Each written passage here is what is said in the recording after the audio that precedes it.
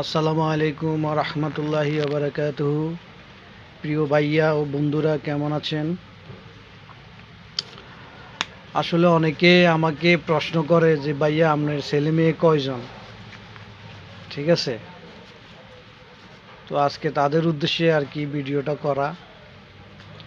আসলে আমার ছেলে মেয়ে হলো 4 জন। আমার 2 ছেলে 2 মেয়ে। আমার বড় ছেলের বয়স হলো 68, 68 বছর বয়স। আর আমার বড় মেয়ের বয়স হলো 56, 56 বছর বয়স।